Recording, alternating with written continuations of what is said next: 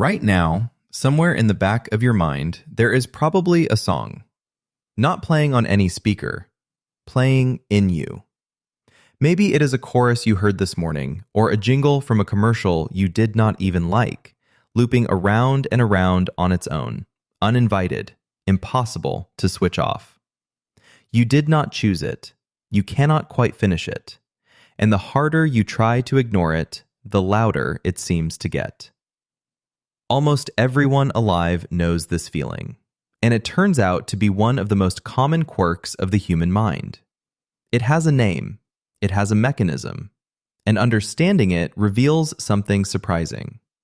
That song is not stuck because your brain is glitching.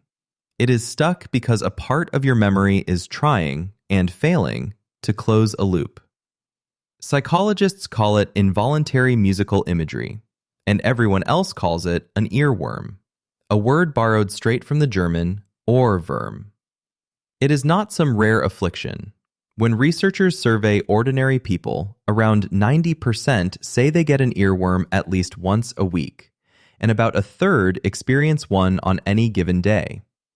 So if it feels like there is nearly always a song murmuring somewhere in your head, you are not imagining it.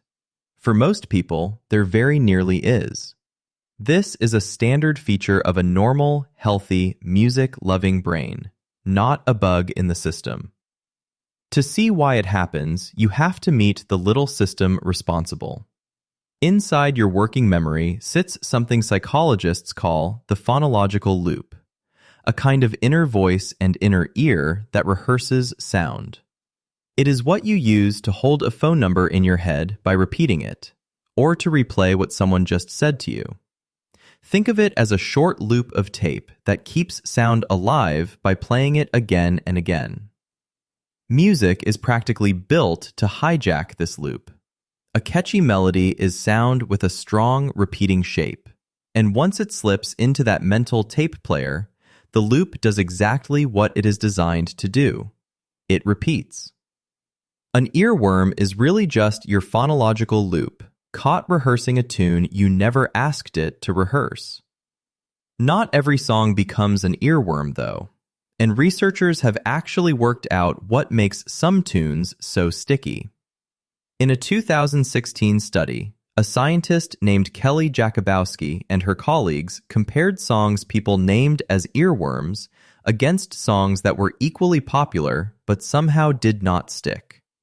The earworm songs shared a specific recipe. They tended to move at a faster tempo, to have an overall melody with a common, easy-to-follow shape, the kind of rise and fall you could almost predict. And then a few unexpected little leaps that break the pattern just enough to catch your ear. Familiar enough to sing along instantly, surprising enough to snag on something.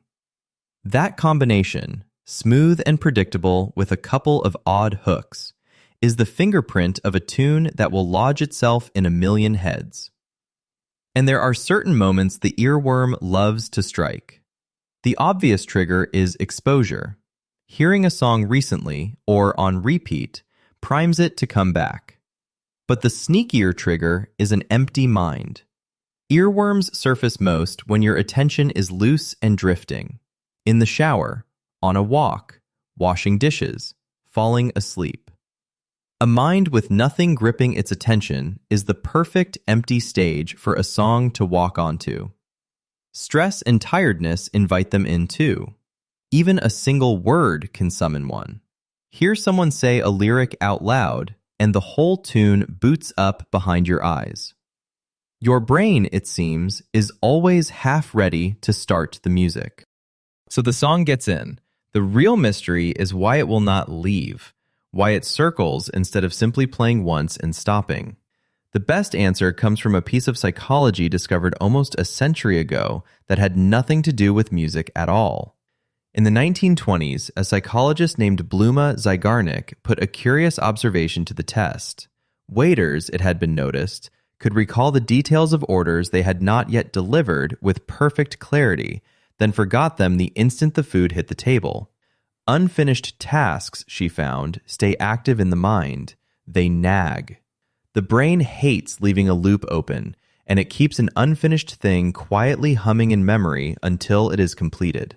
This became known as the Zeigarnik effect, and it is the hidden engine of the earworm. Here is the connection. When a catchy song gets truncated when you hear only the chorus, or the radio cuts off halfway, your brain treats it like an unfinished task. There is a loop that has not been closed, a musical sentence with no full stop, and just like the waiter's undelivered order, it stays active, tugging to be completed. So your mind tries to finish it the only way it can, by playing it again. The trouble is that it usually only knows the catchiest fragment really well, the hook, so it reaches the edge of what it has, finds no ending waiting there, and jumps back to the start. Round and round it goes. An earworm is the sound of your brain trying to resolve a song it cannot quite complete. Studies show exactly this.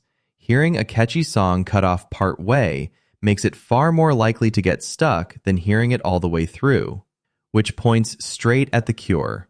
If the loop is jammed open because the song feels unfinished, then the most reliable way to kill an earworm is to close the loop.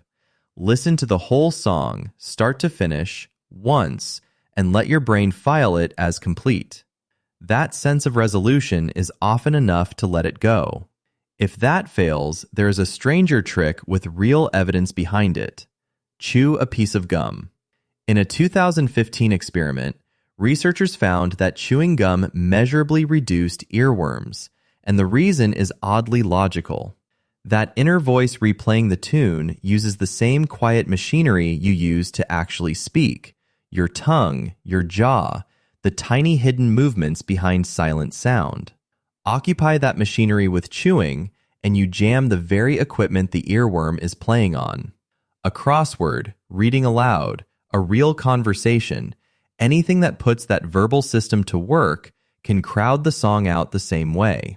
Maybe the better move, though, is to stop treating it as an enemy at all. An earworm is a side effect of something genuinely remarkable, a memory system so good at capturing music that it rehearses melodies on its own, for free, without ever being asked. That same stickiness is not a flaw. It is the reason songs can follow you across your whole life, why a tune from childhood can come back in a heartbeat, why humans have used melody for thousands of years to make stories and lessons and warnings impossible to forget. The catchiness that traps a silly jingle in your head is the exact same force that lets music move you, bond you to other people, and teach you things words alone never could. Your brain did not catch an infection, it just really, truly learned the song. So the next time a fragment of some ridiculous tune is looping in your skull and refusing to leave, you do not have to fight it. You can understand it. A shape of sound slipped into the loop that keeps sound alive, arrived unfinished, and your mind, unable to stand an open loop, is quietly straining to give it an ending. Play it through, chew some gum, or just let it spin and fade on its own. It is not a malfunction. It is a mind that loves music a little too well. That is why you do what you do. This is Mindling.